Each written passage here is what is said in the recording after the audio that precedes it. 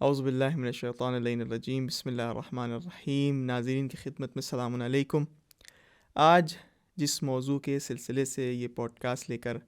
حاضر ہوئے ہیں وہ حضرت زہرا سلام اللہ علیہا کے خطبے کے سلسلے سے ہے۔ جیسے کہ آپ تمامی عزیزان مستحضر ہیں کہ حضرت رسول خدا صلی اللہ علیہ وآلہ وسلم کے جانے کے بعد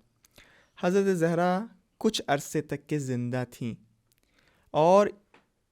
اس عرصے میں جو سب سے اہم اقدام ہے بی بی کا وہ خطبہ فدکیہ کے نام سے یاد کیا جاتا ہے۔ انشاءاللہ اسی خطبے کے سلسلے سے، اس میں جو اہم ترین پیغامات ہیں اس کے سلسلے سے آج جن کی خدمت میں ہم حاضر ہوئے ہیں وہ حجت الاسلام والمسلمین مولانا سید محمد میاں عابدی قمی صاحب ہیں، کہ جو میرے لیے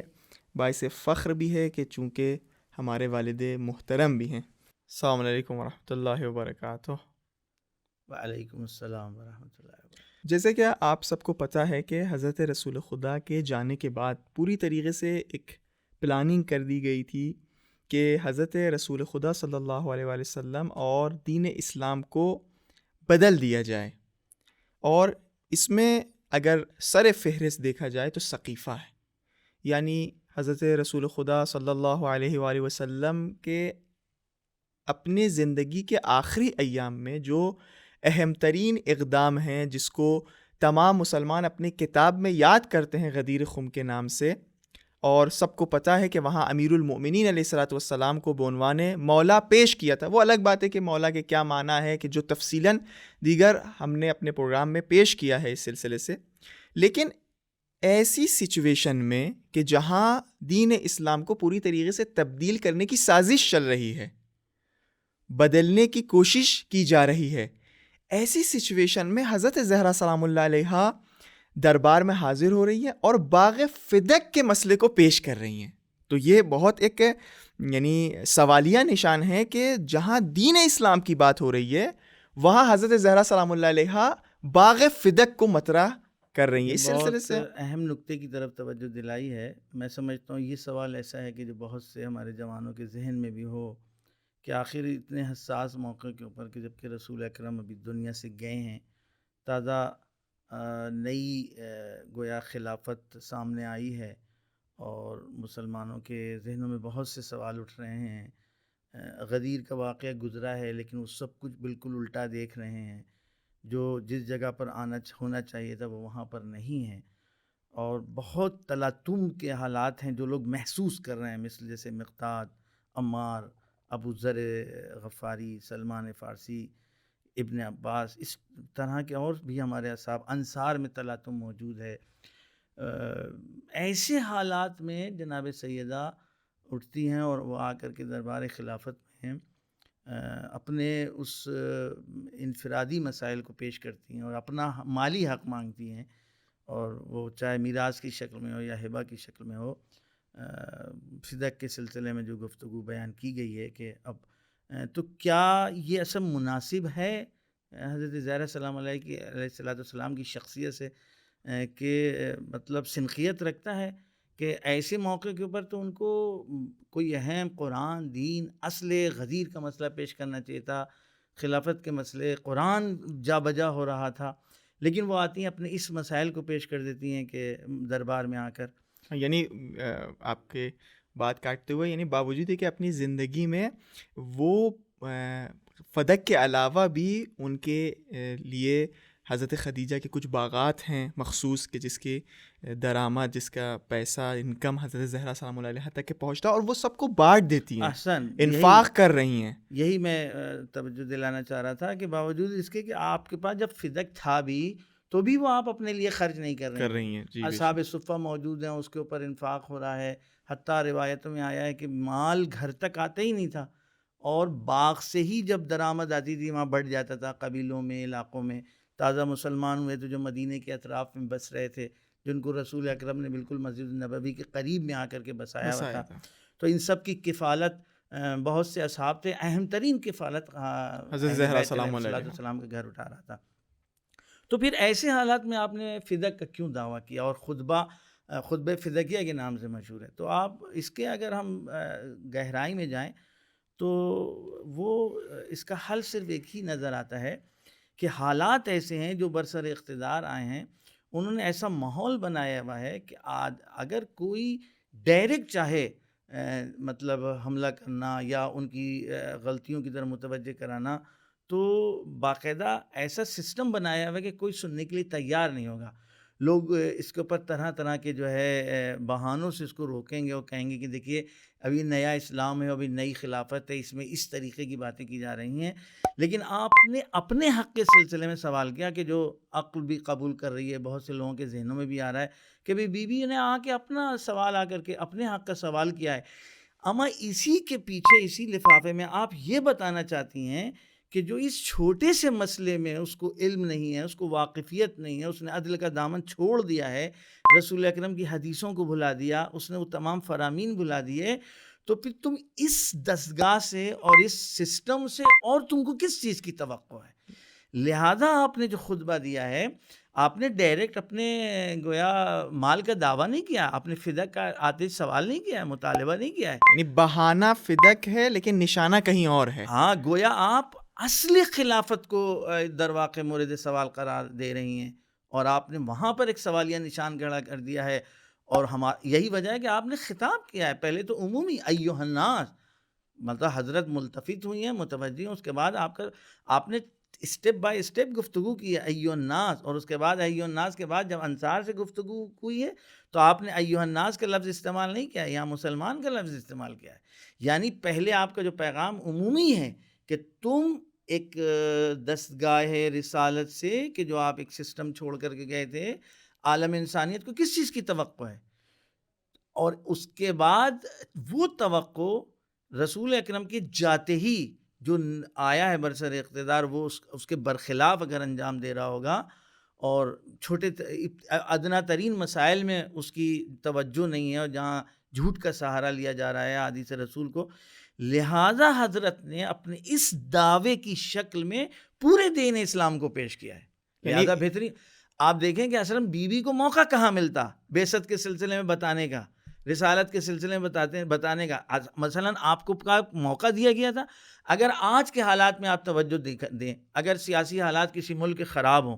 اور آپ اس ملک کی سیاست کے خلاف بولنا چاہیں تو کیا کوئی موقع ہے؟ لیکن اسی لاولا میں آپ اپنے مکان کا ایک مقدمہ عدالت میں دائر کر دیں کہ میرا مکان لے لیا ہے فلاں نے، اور ہم چاہتے ہیں میرا مکان مجھ کو دیا جائے، اور جج کی طرف سے حالات ایسے ہوں، جج کی طرف سے ان سے کہا جائے کہ ٹھیک ہے آپ بتائیے کہ کیا ہوا. اور اب کیونکہ پورا سجا ہوا دربار ہے، عدالت سجی ہوئی ہے جو دنیا والوں نے اپنے لیے سجائی تھی، لیکن حضرت کو بہترین موقع ہے. اور یہاں تو معاملہ ایسا ہے کہ جو برسر اقتدار ہیں وہی اس وقت حضرت زہرا سلام اللہ علیہا کے سوالوں کے نشانے میں ہیں. اور مجھے یہ لگتا ہے کہ آپ کے باتوں سے جو پیغام پہنچ رہا ہے وہ یہ کہ حضرت زہرا سلام اللہ علیہا نے فدق کے ذریعے یہ جو بنا میں اسلام و مسلمان روئے کار آئے ہیں، ان کی اس جھوٹ کے لباس، جھوٹ کے نقاب کو حضرت زہرا سلام اللہ علیہا اتار پھینک دینا چاہتی ہیں، اور یہ بتانا چاہتی ہیں کہ ان لوگوں کو اسلام اور قوانین اسلام سے کوئی واقفیت نہیں ہے. آپ نے صحیح فرمایا، لیکن آپ یہ دیکھیں کہ اگر آپ خطبے پہ نگاہ ڈالیں، ایک 18 سال کی خاتون ہے، رسول اکرم اس بی بی کے سلسلے میں بہت کچھ بتا چکے ہیں. فاطمہ بضعۃ منی آپ نے فرمایا ہے، آپ نے عملاً جناب فاطمہ زہرا کی قدر و قیمت و منزلت کو بتایا ہے. آپ نے جناب فاطمہ زہرا سلام اللہ کے لیے کا انتظار کر کے پہلی نماز جمعہ کو روکا ہے کہ جب بی بی آ جائیں گی تو نماز جمعہ برپا ہوگی، جو مسجد قباء میں پہلی نماز جمعہ ہوئی تھی. ان تمام چیزوں کو رسول اکرم اپنی زندگی میں پیش کر چکے ہیں، لیکن یکایک اس وقت کا سماج بھلانا چاہ رہا ہے. اب ایسے بھلا دینے میں بہت سے لوگوں کو پتہ ہی نہیں کہ بی بی کی منزلت. لہذا حضرت نے اس مختصر سے خطبے میں جو حمد و ثنا سے آغاز کیا ہے اور توحید کی پیچیدہ ترین گفتگو کو آپ نے حل کرتے ہوئے گفتگو کی ہے. علی ابن ابی طالب علیہ السلام نے 25 سال کے بعد جب خطبہ دیا ہے تو اس خطبے میں آپ نے جن توحید کی بحثوں کو پیش کیا ہے، آپ نے اس مختصر سے وقت میں اس بحث کو پیش کیا، مطرح کیا ہے. خطبے کے یعنی مختصر تعارف سے پہلے انہیں ایک بہت ہی اہم جو آپ نے بھی بات بتائی کہ یہ تمام فضائل کہ جو اصحاب جانتے تھے حضرت زہرا سلام اللہ علیہ کی بنسبت، اسی لیے حضرت زہرا سلام اللہ علیہ نے خطبے میں اپنے کمالات، اپنے فضائل کو مطرح نہیں کیا ہے. مجھے جہاں تک کہ یاد آ رہا ہے کہ آپ ہی کے کسی یعنی گفتگو سے میں نے سنا تھا کہ حضرت زہرا سلام اللہ علیہ نے بس ایک جملہ، اے لوگوں میں فاطمہ ہوں. اصل خطبے کا اہم ترین رخ یہ ہے، ہاں. اعلموا انی فاطمہ، یعنی تمہیں بتانے کی ضرورت نہیں ہے کہ میں کون ہوں، تم جانتے ہو میں فاطمہ ہوں، میرے فضائل، میرے کمالات کیا ہیں. لہٰذا آپ دیکھیں کہ جناب فاطمہ زہرا سلام اللہ علیہ نے اس خطبے میں حمد و ثنا سے شروع کیا ہے خطبے کو، اور اس کے بعد شکر کی بات کی ہے. آپ جانتے ہیں شکر کا مطلب کیا ہوتا ہے؟ حضرت بی بی حضرت سلام اللہ علیہ یہی بتانا چاہتی ہیں کہ جو نعمتوں کا سلسلہ خداوند عالم نے شروع کیا تھا، اگر تم اس نعمتوں کا عملی طور پر شکریہ ادا کرتے رہو، یعنی جو بعثت کی شکل میں، تعلیم رسالت کی شکل میں تم تک پہنچایا گیا ہے، اگر تم اس کی قدر دانی کرو تو تم کو اللہ کی جانب سے نعمتوں کا سلسلہ جاری رہے گا، باقی رہے گا، وہ امامت کی شکل ہے. لیکن اگر تم نے کفران نعمت کی اور تم نے در امامت کو بند کر دیا، اہل بیت کے دروازے کو بند کر دیا، تو ظاہر ہے پھر نتیجہ اس کا کیا ہوگا. لہٰذا آپ نے یہیں پر رک کر کے پہلے نعمتوں کا تذکرہ کیا، اس کے بعد جب آئی ہیں خداوند عالم کی اوصاف کا تذکرہ کیا، اور پھر آپ نے وہی الہی کے فضائل اور کمالات اور بعثت رسول کے بعد جو کیفیت اس سماج میں طاری ہوئی ہے بنسبت اس حالات کے کہ جو بعثت سے پہلے تھے، اس کی طرف آپ نے توجہ دلائی ہے کہ تم کیا تھے، تمہاری غذا کیا تھی، تم کس طریقے سے زندگی بسر کر رہے تھے. تم کو لوگ تما کا لقمہ سمجھ کر کے تمہاری طرف نگاہیں ڈالا کرتے تھے. ہر قبیلہ اس طاق میں رہتا تھا کب ہم تم پر حملہ کریں اور تم سے کچھ چیزیں چھین لیں. لیکن ہمارے باپ کو خداوند عالم نے عنوان نبی بنا کر تمہارے درمیان میں بھیجا، اور اس کے بعد تم کو آج اس منزل پر لا کر کے کھڑا کر دیا کہ آج تم نے پھر اسی پیغام دین اسلام کو دوسرے قبیلوں تک پہنچایا ہے. یعنی اب آپ دیکھیں کہ اسی خطبے میں آپ یہاں تک آئی ہیں، اور آنے کے بعد آپ نے پھر یہیں پر اپنے گویا شوہر اور علی رسول اکرم کے چچا زاد بھائی علی ابن ابی طالب علیہ السلام کی جو کارنامے تھے، جو رسول اکرم نے ان کو بھڑکتی ہوئی آگوں میں بھیجا، آپ نے اس چیز کی طرف اشارہ فرمایا ہے. یعنی اگر خطبہ فدیکیہ کا ایک خاکہ پیش کرنا چاہیں اپنے جوان اور نوجوان بھائیوں کے لیے جو اس پروگرام میں اس وقت حاضر ہیں اور ملاحظہ فرما رہے ہیں، تو یعنی آپ یہ کہنا چاہ رہے ہیں کہ خطبہ فدیکیہ میں ہر اس بات کو حضرت زہرا سلام اللہ علیہ نے مطرح کیا ہے کہ جو دین کی ضروریات میں سے ہیں یا ضروری مسائل میں سے ہیں. دین کی ضروریات ہیں، اور دین وہ دین کہ جس سے سماج تبدیل ہو سکتا ہے، جس سے سماج ایک بہترین سماج بن سکتا ہے، بہترین معاشرہ بن سکتا ہے. آپ دیکھیں گے حضرت نے اس خطبے میں جب آپ نے فلسفہ دین کی گفتگو کی ہے، فلسفہ احکام کی گفتگو کی ہے، یعنی جو شرعی احکام ہیں، جزئی ترین عبادی جو ہمارے احکام ہیں، نماز، روزہ، حج، زکوٰۃ، صلہ رحمی، ماں باپ کے ساتھ نیکی کرنا، ان تمام چیزوں کی جو علتیں بیان کی ہیں، انسان کیوں صبر کرتا ہے، خداوند عالم نے صبر کو کیوں گویا قرار دیا، اور صبر کے بعد کیا فضیلتیں ملتی ہیں، کس چیز کا حقدار بن جاتا ہے. حضرت نے ان تمام چیزوں کی طرف توجہ دلائی ہے. یعنی باوجود اس کے کہ آپ اپنے ایک چھوٹے سے مسئلے کے لیے بظاہر آئی ہیں، جو شاید آج لوگ کہیں کہ یہ ایسے موقع کے اوپر، جیسے بعض لوگ کہہ بھی دیتے ہیں کہ ان کو اپنے باغ کی پڑی ہوئی تھی، لیکن آج دنیا کو پتہ لگے گا کہ آپ اپنے باغ کے مطالبے کے لیے نہیں آئی تھی، آپ بتانا چاہتی تھی تم یہ سب کچھ بھلائے بیٹھے ہوئے ہو، صلہ رحمی تم بھول چکے ہو. خداوند عالم قرآن میں رسول اکرم نے صلہ رحمی عام رشتہ داروں سے کہا ہے، تو تم اب رسول اکرم کے خاندان کے ساتھ صلہ رحمی یعنی حضرت رسول خدا صلی اللہ علیہ وآلہ وسلم نے جو اپنی تبلیغی حیات میں جو مسائل پیش کیے، اسلام کی تمام تعلیمات کو پیش کیا، اب یہ سماج ایک ایسے کگار میں آ کے پہنچ چکا ہے کہ وہ تمام مسائل کو، اصل اسلام کو، اصیل اسلام کو بھلانے کو تیار ہے. اور حضرت زہرا سلام اللہ علیہ ایک مرتبہ پھر سمری طور پر وہ تمام مسائل پیش کر رہی ہیں فدق کے بہانے سے. خاندان رسالت یعنی بیت وحی کے اوپر آگ جمع ہو گئی ہے، لکڑیاں جمع ہو گئی ہیں. لہٰذا اب بی بی نے اپنے اوپر واجب سمجھا ہے، گردانا ہے کہ ہمارے اوپر واجب ہے کہ ہم اب جائیں دربار میں. اور آپ نے جو انداز اپنایا ہے، تمام وہ پہلو آپ نے گویا اختیار کیے ہیں کہ جس کے ذریعے سے آپ پورے اس سماج اور معاشرے کو جھنجھوڑ سکتی ہیں۔ روایت میں آیا، تاریخ میں آیا کہ آپ نے جو انداز اپنایا تھا وہ انداز وہ تھا کہ جس کو کہتے ہیں کہ بالکل اپنے باپ کی طریقے سے آپ چلتی ہوئی، چاروں طرف سے خواتین نے آپ کو گھیرا ہوا تھا اور آپ کی ابا آپ کے پیروں کے نیچے دب رہی تھی۔ اس انداز پہ آپ پہنچی ہیں اور آپ نے وہاں حسرت بھری آواز سے پہلے آہ کھینچی ہے، سرد بھری آواز، جس سے ایک گریہ طاری ہوا اور پورا جو ہے دربار یعنی مسجد جو چھلک رہی تھی وہ رو رہی تھی۔ اور اس کے جب سکوت ان کا وہ گریہ تھما ہے تب آپ نے خطبے کا آغاز کیا ہے۔ اور اب اس خطبے میں آپ جو میں نے عرض کرنا میں چاہ رہا تھا، جب آپ عدل کے اوپر پہنچی، پہلے تو آپ نے ایمان تک جب گفتگو آئی تو آپ نے بتایا کہ ایمان کو کیوں خداوند عالم نے ایمان سے کیا فائدہ ہوگا۔ آپ کچھ کہنا چاہ رہے تھے، ایسا لگ رہا ہے۔ ابھی آپ کی گفتگو میں نماز، روزہ، حج، اس کے سلسلے سے آپ نے بیان کیا کہ حضرت نے اپنے خطبے میں اشارہ کیا۔ میں آپ سے یہ چاہتا ہوں کہ اس کو تھوڑا اور وضاحت کریے کہ ہمارے جو جوان ہیں اس وقت، کہ حضرت زہرا سلام اللہ علیہا نے اس حالات میں نماز کا فلسفہ، روزے کا فلسفہ، ان تمام باتوں کی طرف اشارہ کیا، پھر انشاءاللہ عدل اور ایمان اور تمام ان مباحث کی طرف چلتے ہیں۔ اگر آپ دیکھیں کہ تو انسان کے جو رابطے ہوتے ہیں ایک ہی وقت میں وہ کئی رابطوں سے جڑا ہوا ہے۔ ایک اس کا رابطہ خود اس کے خالق سے ہوتا ہے، ایک رابطہ خود اس سے اپنی ذات سے ہوتا ہے، ایک رابطہ اس کے سماج سے ہوتا ہے۔ لہذا بی بی نے اس خطبے میں ان تینوں رابطوں کو میں دلیل اور علل اور حکمتوں کے بیان کیا ہے کہ جو تم خداوند عالم کی بارگاہ میں عبادتی کر رہے ہو اور نماز کی صورت میں تم عبادت انجام دے رہے ہو تو اس سے تم میں کون سی کیفیت پیدا ہوگی، یہ آپ بتانا چاہ رہی ہیں۔ آپ نے فرمایا ہے اگر کوئی اللہ کی بارگاہ میں نماز ادا کر رہا ہے، خداوند عالم نماز کو اس لیے واجب قرار دیا ہے تاکہ انسان اپنے آپ کو کبر سے دور کر سکے،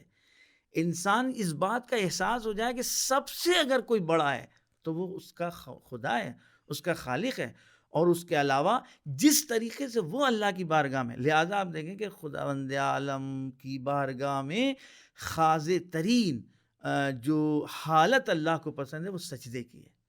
اور نماز میں اہم ترین جو گویا کیفیت ہے وہ سجدے کی کیفیت ہے۔ روایت میں آئے جناب موسیٰ کو خداوند عالم کا خطاب ہوا کہ اے موسیٰ، ہم تم کو اس لیے پسند کرتے ہیں اس لیے کہ تم سجدے میں زیادہ رہتے ہو، خاک پر سجدہ کرتے ہو، اور صرف تم اپنی جبین کو خاک پر نہیں رکھتے ہو بلکہ اپنے داہنے اور بائیں رخسار کو بھی خاک پر رکھتے ہو۔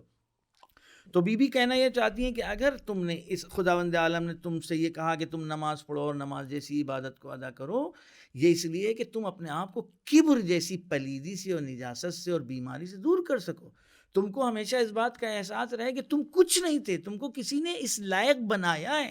لباس وجود عطا کیا ہاں ہے، لباس وجود عطا کیا ہے، اور تم کو اس منزل پر لا کے کھڑا کر دیا کہ تم اللہ کی دی ہوئی نعمتوں کے مقابل شکریہ ادا کر رہے ہو۔ جب انسان اللہ کے مقابل میں آتا ہے تو ہمیشہ کیا گفتگو کرتا ہے، آپ سورہ ہم نے دیکھ لی، ایاک نعبد و ایاک نستعین،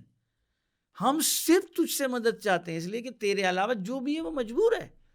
اور اس کے بعد آپ اور آگے آتی ہیں جہاں پر یہ حقوق خدا ہیں، اللہ کے حقوق ہیں، پھر حقوق ناس میں جب آپ نے زکوٰۃ کی بات کی ہے، جہاں جہاں پر بھی دیکھیے آپ قرآن میں نماز کا حکم آیا ہے وہاں زکوٰۃ کا حکم ضرور آیا ہے۔ اس کا مطلب اب آپ نے زکوٰۃ کے بھی فلسفے کو بیان کیا ہے، کہتے ہیں زکوٰۃ سے تمہارا مال پاک ہوگا، جب مال پاک ہوگا اور مال پاک تم کھاؤ گے، استعمال کرو گے تو تمہارا بدن پاک ہوگا، تمہاری عمر میں برکت پیدا ہوگی، تمہارے رزق میں برکت پیدا ہوگی۔ تو آپ دیکھیں کہ حقوق خدا سے تم کبر سے پاک ہوگے، لوگوں کے حقوق جب تم ادا کرو گے تو تمہارا بدن پاک ہوگا کیونکہ تمہارا وہ مال پاک ہو جائے گا، تم اس لیے کہ لوگوں کے حقوق ادا کر دیے ہیں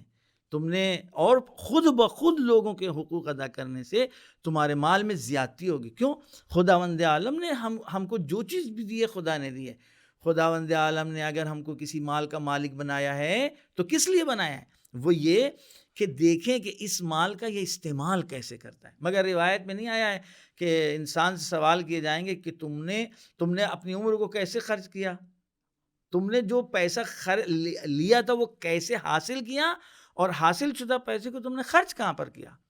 یہ وہ جگہ ہے کہ جہاں خداوند عالم نے اگر کسی صاحب مال کو مالدار بنایا ہے تو اس مال کا استعمال بہت اہم ہے، کہ خداوند عالم نے صاحب مال کو مال اس لیے دیا ہے کہ دیکھو تم مال کہاں استعمال صحیح کرتے ہو۔ آپ دیکھیں کہ بچوں کو آپ نے ایک مرتبہ 10 روپے دیے، اگر اس نے اس 10 روپے کا صحیح استعمال کیا ہے تو ماں باپ گارجین چاہتے ہیں پھر اس کو زیادہ دینے میں ان کو کوئی خوف نہیں ہوتا، کہتے ہیں نہیں اس نے اس مال کا صحیح استعمال کیا ہے۔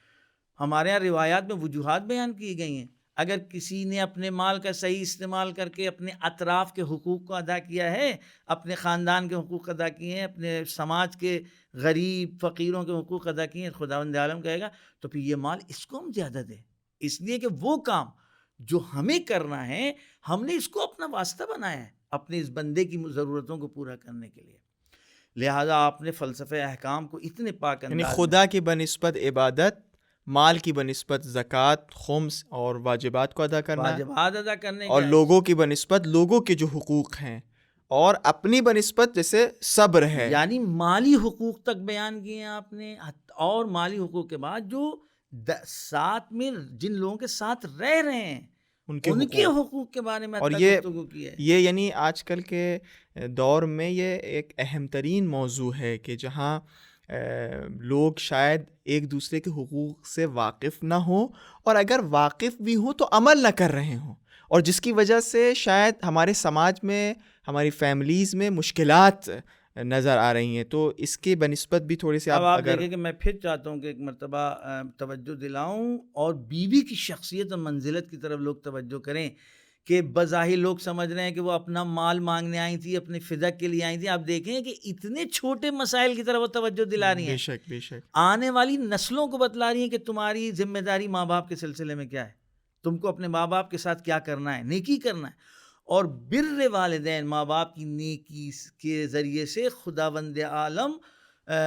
کے غضب کے درمیان تم ایک سپر بنائے ہوئے ہو۔ اگر تم اپنے ماں باپ کے ساتھ نیکی کر رہے ہو تو اس نیکی سے اللہ کا غضب تمہارے اوپر، تمہارے شامل حال نہیں ہوگا۔ یعنی اگر بائی دی وے اگر ہم نے کہیں غلطی کر دی ہے، ہم گناہ گار ہیں، میں تو سمجھتا ہوں اگر اس طریقے سے اس کی تشریح کی جائے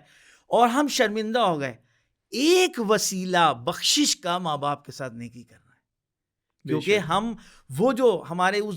گناہ اور عصیان کی بنا پر ہم غضب الہی کا شکار ہو رہے تھے، لیکن کہتے ہیں کہ ماں باپ کے ساتھ نیکی کرنا سپر ہے اللہ کے غضب کے مقابل میں، یعنی ماں باپ کے ساتھ نیکی کرو، گویا یہ عملی طور پر ایک استغفار ہے اللہ کی بارگاہ میں، اور غضب خدا سے تم بچ سکتے ہو۔ اسی سلسلے سے ایک آخری جو بحث رہ جاتی ہے کہ جو حضرت زہرا سلام اللہ علیہا نے اپنے خطبے میں بیان کیا، صبر ہے، صبر کا تعلق اور مشکلات کا حل، اگر ان دونوں چیزوں کو ساتھ میں دیکھا جائے تو کیسے دیکھنا پڑے گا؟ دیکھیے صبر کو جو بی بی نے اس میں فرمایا، کہتے ہیں صبر کرنے سے خدا بند عالم صابر کو اجر کا اور جزا کا حقدار بنا دیتا ہے۔ اگر آپ اس کو ایکسپلین کریں اور اس کو باز کریں اور کھولیں تو آپ دیکھیں گے صبر مشکلات کے سامنے، یہ ممکن ہے مشکلات مالی ہو، ممکن ہے اور طرح کی مشکلات ہوں، لیکن انسان کو اس بات کا یقین ہونا چاہیے کہ یہ سب کچھ اللہ کے سامنے ہے، اور اللہ کی نگاہوں کے سامنے ہے۔ امام حسین علیہ السلام نے اس شدید ترین حالات میں کہ جہاں پر پے در پے آپ قربانیاں دے رہے تھے، اور جب آپ اپنے ننھے سے بچے کو میدان میں لیے جا رہے ہیں تو آپ نے اس وقت ایک جملہ ارشاد فرمایا تھا، یہ سب کچھ ہمارے لیے آسان ہے، اس لیے کیوں؟ اس لیے کہ اللہ کی نگاہوں کے سامنے ہے، اور کیونکہ خداوند عالم یہ دیکھ رہا ہے، لہذا اس کا یہ فیصلہ ہے، اس کے فیصلے کے مقابل میں اب اگر کوئی صبر کر رہا ہے تو صبر سے کیفیت طاری ہوتی ہے انسان میں، وہ ہے تسلیم اور رضا کی، اور رضا اور تسلیم کی جو منزل ہے وہ ایک بندگی کی معراج کا نام ہے، کہ جہاں انسان صبر کے بعد جب خداوند عالم کسی کو نعمت سے، اپنی نعمت سے نوازتا ہے تو وہ رضا و تسلیم کی منزل ہے کہ ہر فیصلے کے اوپر خداوند عالم کے بندہ راضی ہے، اور اس کو اس بات کا یقین ہے کہ وہ ہم سے زیادہ بہتر سمجھتا ہے ہمارے بارے میں، لہذا اس کے فیصلے پر اگر راضی ہے تو اب خدا کہتا ہے کہ اب تم اس بات کا حق رکھتے ہو کہ تم کو ہم اس صبر کے مقابل میں جزا دیں۔ یعنی ہم ہر اپنی زندگی کے اسپیکٹ پہ، اپنی زندگی کے ہر گوشے میں ہم اگر یہ محسوس کر لیں کہ خدا کے نگاہوں کے سامنے ہیں، اور آپ وہ دیکھیں مشکلات جو معاف کیجیے گا، وہ جو مشکلات ہمارے سامنے درپیش ہیں اس پہ صبر کے ذریعے، اور پروردگار صابرین کو یعنی صابرین سے محبت بھی کرتا ہے، صابرین کے ساتھ ہے، ہمراہ ہے. صابرین کے ساتھ ہے. اسی سلسلے سے حضرت زہرا سلام اللہ علیہا کے سلسلے سے بھی اگر ہم دیکھیں کہ جب حضرت زہرا سلام اللہ علیہا حضرت امیر المومنین جب زخمی ہو رہے ہیں، تیمارداری کر رہی ہیں،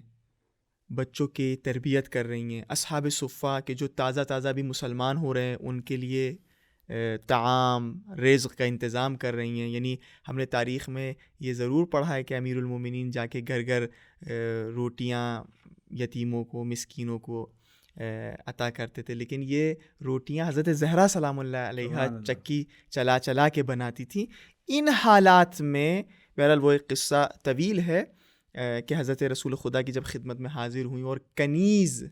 کا مطالبہ کیا، رسول خدا نے ذکر الہی، اللہ اکبر، سبحان اللہ، الحمدللہ، اس ذکر کو بعنوان ہدیہ پیش کیا. یعنی کیا؟ یعنی شاید یہی آپ کی بات ہے کہ انسان اپنے آپ کو اگر خدا کی بارگاہ میں محسوس کر لے کہ خدا کی بارگاہ میں خدا اس بندے سے اس سے زیادہ محبت کرتا ہے، تو وہ اپنی تمام مشکلات صحیح بات ہے، میں خداوند صبر عالم کر کی سکتا ہے. جانب سے اس صبر کے مقابل میں جو عطیہ ملا ہے اور جو جزا ملی ہے وہ آج تک باقی ہے، اور تسبیح زہرا کی جو برکتیں ہیں وہ تاریخ میں بھری پڑی ہوئی ہیں. تو میں عرض کر رہا تھا اسی گفتگو کو آگے بڑھاتے ہوئے اسی صبر کے سلسلے میں کہ آج ہمارے سماج میں جو گھریلو مشکلات ہیں، نئی شادی جو جوڑے ہیں اور ابتدائی دور میں ان میں بہت زیادہ مسائل پیدا ہونے لگتے ہیں، بچیاں، حتیٰ بچیوں کے ماں باپ ذرا سے حالات دیکھیں تبدیل ہوتے ہیں تو وہ شکوے شکایات ہونے لگتے ہیں کہ میری بچی تو اس طریقے کی عادی نہیں ہے اور اس طریقے کی، اور وہاں جا کر. لیکن اگر یہ تمام چیزوں کو مد نظر رکھیں جو دین نے ہم تک پہنچائی ہیں، خاص طور سے جو حضرت زہرا سلام علیہ نے، اگر وہ ابتدائی زندگی میں وہ ابتدائی مراحل میں صبر کا مظاہرہ کریں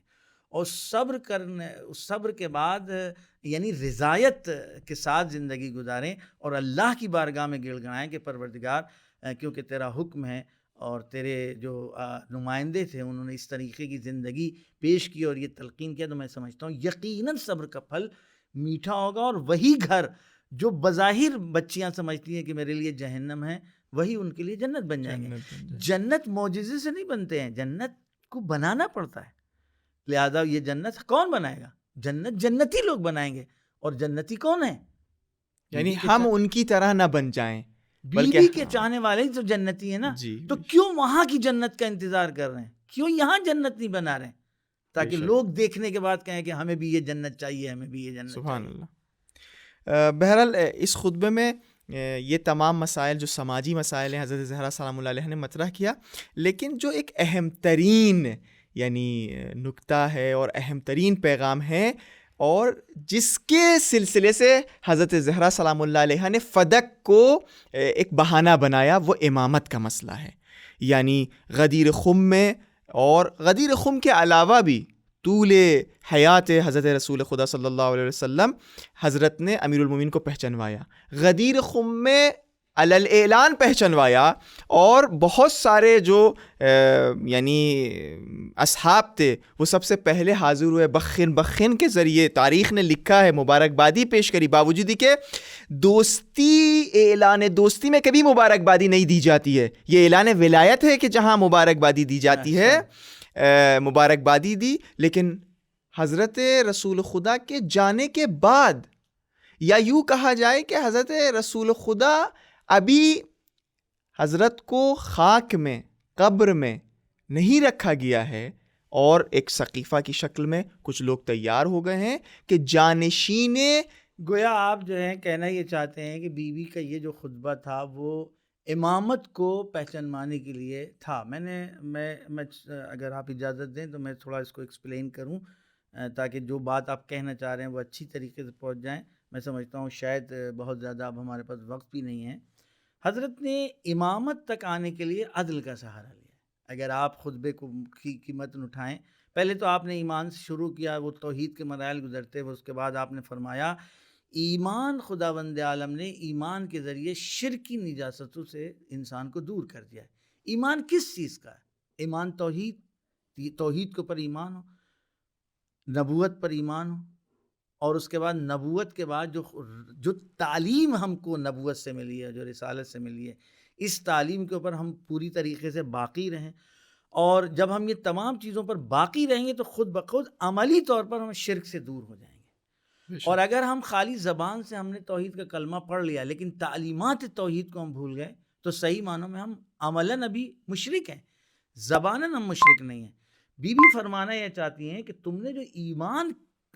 کہ تم دامن میں آئے ہو توحید کے ساتھ، رسالت کے ساتھ، تو رسالت میں تعلیمات رسالت ہے. تعلیمات رسالت میں وہ دعوت، وہ چیز جو رسول اکرم نے پیش کی تھی وہ تمہارے میں پائی نہیں جا رہی ہے. تم عملاً مشرک ہو رہے ہو، تم خدا کے ساتھ کسی دوسرے کے بھی قوانین کو مان رہے ہو، تم نے اللہ کے حکم کے مقابل میں کسی کو بنا لیا ہے. تو تم کہاں اس ایک کو مان رہے ہو، اس ایک کی مان رہے ہو. لہٰذا آپ نے یہاں سے سلسلہ شروع کیا ہے. اور اس کے بعد آپ پھر فرماتی ہیں کہ خداوند عالم نے عدل کو کیوں رکھا ہے. اور ایک بڑا باریک پہلو آپ نے ارشاد فرمایا یہاں پر. امامت تک پہنچنا چاہتی ہیں لیکن آپ نے عدل جیسی جو گویا ایک عقلی بات ہے، کوئی بھی انسان جو عقل رکھتا ہے وہ عدل سے جو ہے کا انکار نہیں کر سکتا. کوئی بھی سماج اور معاشرہ اپنے کمال کو نہیں حاصل کر سکتا جب تک کہ اس سماج کے مختلف افراد آپس میں ان میں کوئی رابطہ محبت نہ پایا جائے. اولاً آپ یہاں سے دیکھیں کہ ایک فرد اگر اپنا کمال حاصل کرنا چاہتا ہے تو یہ مجبور ہے کہ کسی کے ساتھ تعامل کرے تاکہ ایک دوسرے کی کمیوں کو دور کر کے کسی کے فخر کو ہم دور کریں، کوئی ہمارا فخر دور کرے، کسی کی ضرورت ہم پوری کریں، کوئی ہماری ضرورت پوری کرے. یہ کب ہوگا؟ جب آپس میں دل مل رہے ہوں گے. دل کس چیز سے ملتے ہیں؟ عدل سے ملتے ہیں. لہذا آپ نے فرمایا وَجَعَلَ الْعَدْلَ تَنْسِيقًا لِلْقُلُوبِ. خداوند عالم نے عدل کو اس لیے بنایا اور رکھا ہے تاکہ قلوب آپس میں مل سکیں. ہمارے بعض علماء نے مثال دی ہے کہ عدل مثل اس دھاگے کی طرح ہے کہ جو تسبیح کے دانوں کو ایک ساتھ جوڑ دیتا ہے. سبحان اللہ. یعنی جس طریقے سے تسبیح کے ایک دانے آپس میں جڑے ہوئے ہیں اسی طرح عدل کے ذریعے سے لوگوں کے قلوب جڑتے ہیں. اب دیکھیے آپ کیا فرمانا چاہتی ہیں؟ عدل کے ذریعے سے لوگوں کے قلوب جڑ گئے. جب یہ قلوب جڑ گئے تو اب یہ ایک ساتھ رہنا پسند کریں گے. جب ایک ساتھ رہنا پسند کریں گے، ایک ساتھ بغیر نظام کے رہا نہیں جا سکتا، اس لیے کہ ممکن ہے دل تو ایک ہوں لیکن عمل الگ الگ ہوں. ہم کسی کو مصداقاً اچھا سمجھ رہے ہو، کوئی کسی اور کو مصداقاً اچھا سمجھ رہے ہو، تو دل ساتھ میں ہیں لیکن لوگوں کی پسندیں الگ الگ ہیں. تو ایسی صورت میں لوگوں کے مصداق خیر اور نیکی شر کے الگ ہوں، لہٰذا ایک نظام کی ضرورت ہے. لہٰذا آپ نے فرمایا وَإِطَاعَتَنَا، یعنی ہم اہل بیت کی اطاعت کو خداوند عالم نے نظام خلق کیا ہے لوگوں کے لیے، ملت کے لیے وہ نظام ہے. یعنی عدل کے ذریعے سے قلوب ملیں گے، ہم اہل بیت کی اطاعت کے ذریعے سے تم کو نظام ملے گا. یعنی جب تمہارے قلوب مل جائیں اور تم ایک ساتھ زندگی گزار رہے تو تمہیں قانون کی ضرورت ہے. تم قانون کس سے لاؤ گے؟ قانون تم کو اس سے لینا ہوگا جو عدل پر مبتنی قانون تم کو دے سکے. اور عدل پر مبتنی دینے والا قانون وہی دے سکتا ہے جو صاحب عصمت ہو. صاحب عصمت تمہارے درمیان کون ہے؟ لہذا تم کو نظام کی ضرورت ہے. نظام کون؟ قانون کون ہے؟ تعلیمات اہل بیت. یعنی ہم اہل بیت کی اطاعت کو نظام ملت قرار دیا ہے. یعنی اگر ملت ایک نظام چاہتی ہے اپنے درمیان تو ان کو اہل بیت کی اطاعت کرنا ہوگی. خوب، ہمیں قانون مل گیا، کیا ہم قانون کے ذریعے سے ہم اپنے سماج میں نظام قائم کر سکتے ہیں؟ قلوب بھی ایک ساتھ ملے ہوئے ہیں کیونکہ عدل ہے، نظام بھی، ہمیں قانون بھی مل گیا. کیا پھر بھی ہمیں کہا نہیں، مجری قانون کی تمہیں ضرورت ہے؟ نظام ہے تمہارے پاس، قانون ہے، اما قانون کو فالو کون کروائے گا؟ پھر آپ نے فرمایا وَإِمَامَتَنَا، ہمارے اہل بیت کی امامت، ان کی قیادت اور ان کی سربراہی اگر تم قبول کر لو گے تو تم کو اختلاف سے نجات ملے گی، تب تم افتراق سے بچ سکتے ہو. اب آپ دوسری طرف سے آئیے. ایک اچھے سالم باکمال معاشرے کے لیے کن کن چیزوں کی ضرورت ہے؟ سب سے پہلی شرط عدل، دوسری شرط قانون، تیسری شرط مدیریت۔ ان تینوں چیزوں میں، یعنی پہلی مرحلے میں جب عدل بتا دیا تو جو نظام ملے گا، جو قانون ملے گا، آیا عدل پر مبتنی ہو کہ نہیں ہو؟ جو رسول کی بیٹی کو عدل نہ دے پائے اور انصاف نہ دے پائے، وہ قانون کیسا قانون ہوگا؟ کیا تمہاری بیٹیوں کو تمہارا حق دلا سکتا ہے؟ جو اصل صاحب قانون کی بیٹی کو اس کے حق سے محروم کر دے،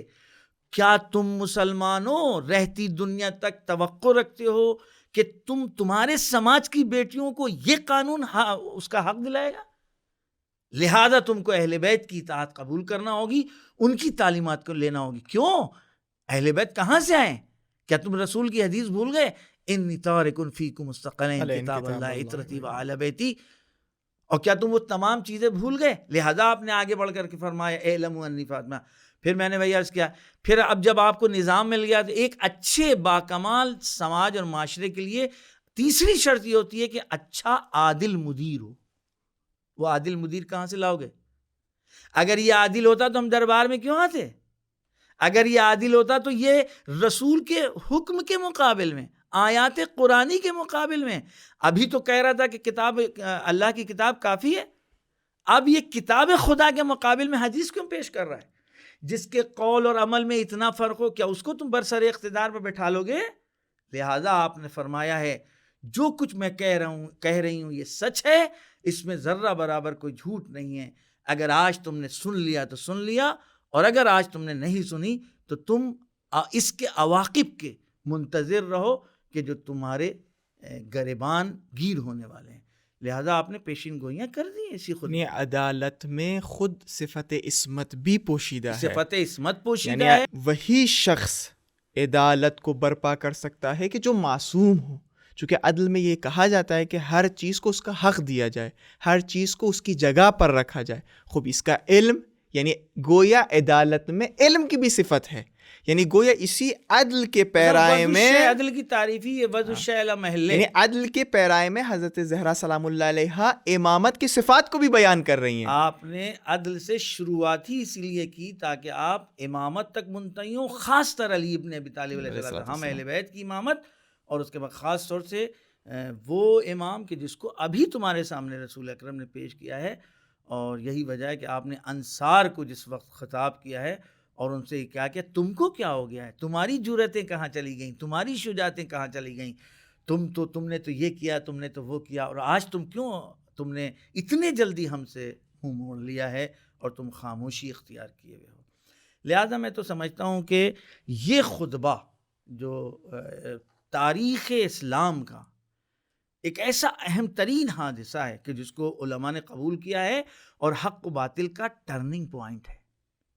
اگر آپ استفسار کی تاریخ اٹھا کر کے پڑھیں تو آپ کو پتہ لگے گا تاریخ اسلام میں جو استفسار لوگوں میں پیدا ہوا ہے، یعنی ایک جھنجھوڑ جو پیدا ہوا ہے کہ کیا ایسا ہو گیا کہ بی بی دربار میں آ گئی، وہ بی بی کہ جس کے لیے رسول اکرم نے فرمایا کہ وہ میرا ٹکڑا ہے، وہ بی بی جس کے لیے آپ نے فرمایا کہ نور عینی، اور جس کے لیے آپ نے فرمایا میرے قلب کی ٹھنڈک ہے، اور جس کے لیے فرمایا کہ جب میں اس بات کا مشتاق ہوتا ہوں کہ جنت کی خوشبو محسوس کروں تو میں اپنی بیٹی کو محسوس کرتا ہوں، جس کے لیے فرمایا فاطمۃ ام ابیہا، جس کے لیے فرمایا وہ اور اس کے چاہنے والے جہنم سے دور رکھے گئے ہیں۔ واہ واہ واہ واہ۔ تو لہذا جو رسول اکرم نے اس بی بی کے سلسلے میں فرمایا، اور یہ بی بی آج دربار میں آ کر کے خطبہ دے رہی ہے، اور یہ خطبہ آج جب محققین اور جو واقع انصاف نگاہیں رکھنے والے لوگ ہیں ان کے سامنے جب وہ تورخ کرتے ہیں تاریخ کا، تو وہ مجبور ہو جاتے ہیں سوچنے پر کہ کوئی بی بی اپنے لیے نہیں آ سکتی ہیں، اس چھوٹی سی زمین اور باغ کے لیے نہیں آ سکتی، اس لیے کہ وہ یطعمون الطعام علی حب مسکینا و یتیما و اسیرا، کہ جو روزے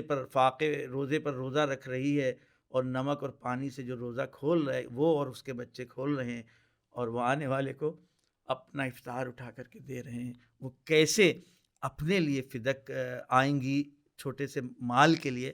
بلکہ بیوی کی آنکھیں دیکھ رہی تھیں، مستقبل دیکھ رہی تھیں کہ مستقبل قریب و مستقبل بعید میں یہ شروعات ہوئی ہے کجروی کی، اور یہ بنیاد، یہ عمارت جتنی ہی بڑھتی جائے گی اتنا ہی اس کا ٹیڑھا پن نظر آتا جائے گا۔ اور آج دنیا کے سامنے ہے کہ جو مکتب ثقیفہ سے جڑے لوگ ہیں ان کی کیا سوچ ہے، اور جو مکتب اہل بیت سے جڑے ہوئے ہیں ان کی کیا سوچ ہے۔ اسی لیے شاید علماء یہ فرماتے ہیں کہ حضرت زہرا سلام اللہ علیہ سند حقانیت تشیع ہیں۔ بالکل یعنی اگر صحیح۔ کوئی حضرت زہرا سلام اللہ علیہ کی زندگی پر توجہ کرے گا، حق و باطل اس کے لیے واضح ہو جائے گا، وہ چاہے مسلمان ہو چاہے نان مسلم ہو۔ اور میں تو سمجھتا ہوں یہی وجہ ہے کہ رسول اکرم نے بی بی کو اتنا وایا ہے، اتنا پہچانوایا ہے، اور یہ پہچانوانا ایک باپ اپنی بیٹی کی حیثیت سے نہیں پہچانوا رہا ہے، ممکن ہی نہیں ہے۔ بلکہ میں تو کہتا ہوں اگر واقعاً جو یہ مبنا رکھتے ہیں کہ رسول کی کئی بیٹیاں ہیں، تو اگر بیٹی کی حیثیت سے پہچانوا رہے ہیں تو پھر رسول اکرم نے دوسری بیٹیوں کو کیوں نہیں پہچانوایا؟ اور یہ بہت ہی اہم پوائنٹ ہے کہ جو مکتب ثقیفہ سے جن کا تعلق ہے ان کی سیرت، ان کی سوچ، اور جو مکتب اہل بیت علیہ الصلوۃ والسلام سے تعلق رکھتے ہیں، آج تک کے ایک بہت بڑا فرق دونوں میں نظر آ رہا ہے۔ اور دنیا میں آپ دیکھیے کہ جہاں جہاں بنام اسلام اسلام نہیں، مسلمان حقیقی مسلمان نہیں، اگر ظلم ہو رہا ہے، ظلم کیا جا رہا ہے، تو وہ انہی لوگوں میں سے ہیں کہ جو مکتب ثقیفہ سے جن کا تعلق ہے۔ اور مکتب اہل بیت علیہ الصلوۃ والسلام آج تلک کے ہمیشہ علم، ہمیشہ حق اور ہمیشہ مظلوم کے ساتھ نظر آئے ہیں، اور جدید ترین حالات بھی ہمارے پیش نظر ہے۔ الحمدللہ، یعنی بہت اچھے مباحث کی طرف اشارہ کیا گیا، اور آپ نے بہت ہی اچھے انداز میں خطبے کو تشریح کیا۔ یعنی اگر یہ دیکھا جائے، اگر ہم چاہتے ہیں اسلام کو اور حقیقی اسلام کو گویا سمجھیں کہ کیا ہے، تعلیمات رسول کیا ہے، اسلام میں اہم ترین مسائل کیا ہیں، تو اگر ہم ایک مرتبہ خود خطبہ فدکیہ اور خطبہ حضرت زہرا سلام اللہ علیہ کا مطالعہ کریں گے تو ہمیں وہ تمام مسائل واضح ہو جائیں گے اور ہم حقیقی اسلام سے آشنا ہو جائیں گے۔ اگر یعنی آج کل جو ہمارے نوجوانوں کے پاس یہ ہمیشہ اظہار کرتے ہیں کہ وقت نہیں ہے، تو شاید خطبہ فدکیہ ان کے لیے ایک بہترین یعنی خطبہ ہو کہ وہ بہت آسانی اور جلدی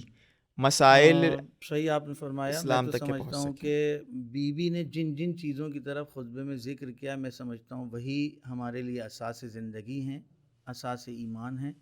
اور اس میں شرک کون سے ایسے پہلو زندگی کے آ جاتے ہیں جہاں ہم شرک میں مبتلا ہیں، اس پر متوجہ رہے۔ ہم قرآن کو نہ بھولیں، کیونکہ قرآن کی عظمت، قرآن کی اہمیت، قرآن کی نورانیت، اس کی طرف بی بی نے بہت زور دیا ہے۔ بس میں سمجھتا ہوں کہ خطبے میں جس نکات کی طرف بی بی نے متوجہ کرایا ہے وہی ہماری زندگی کے لیے اساس ہیں اور وہی بنیاد ہیں، چاہے وہ شرک ہو اور چاہے وہ اجتماعی ہمارے پیغامات ہیں خطبے کے، صلہ رحمی ہے، ماں باپ کے ساتھ نیکی ہے، توحید ہے، امامت ہے، اور خاص طور سے ہماری زندگی، انفرادی زندگی یا اجتماعی زندگی ہو، عدل کا دامن ہم نہ چھوڑیں۔ اور یہ خطبہ اتنا اہم ہے، تاریخ میں آپ اٹھا کر کے دیکھیں کہ جو میں نے عرض کیا کہ اگر اس کو ہی اساس بنا لیا جائے، بنی ہاشم میں خطبے کو اپنے بچوں کو یاد کراتے تھے، اور کئی یعنی قرنوں تک یہ سلسلہ جاری رہا ہے۔ پہچان یہ ہوتی تھی، بنی امیہ اور بنی عباس اس طریقے سے پہچان لیتے تھے کہ یہ بنی ہاشم کا بچہ ہے، اس کے سامنے خطبہ فدکیہ شروع کرتے تھے۔ اگر اس نے خطبہ فدکیہ دہرا دیا اور سنانے لگے تو وہ سمجھ جاتے تھے کہ یہ اس کا تعلق بنی ہاشم سے ہے، اس لیے کہ اس کو فدک کا خطبہ یاد ہے۔ تو آج میں تو سمجھتا ہوں ہمارے جوانوں، بچوں میں اور بچیوں میں کچھ اس ٹائپ کا مسابقہ ہو، کمپٹیشن ہو کہ خطبے کے مطالب کو جانیں، پہچانیں، بلکہ خطبے کو یاد کریں، اور جس طرح اور بھی چیزیں ہیں جس کو ہم کمپٹیشن میں رکھتے ہیں، انشاءاللہ کہ خطبہ فدکیہ کو بھی تعلیمی کسی مسابقے میں رکھا جائے۔ وآخر دعوانا ان الحمدللہ رب العالمین۔ بہت بہت شکر گزار ہیں فجر میڈیا کی جانب سے کہ آپ آج تشریف لائے اور یہ موقع دیا کہ آپ سے استفادہ کر سکیں۔ انشاءاللہ پھر ایک نئے موضوع کو لے کر آپ کے سامنے حاضر ہوتے ہیں۔ تب تک کے لیے والسلام علیکم ورحمۃ اللہ وبرکاتہ.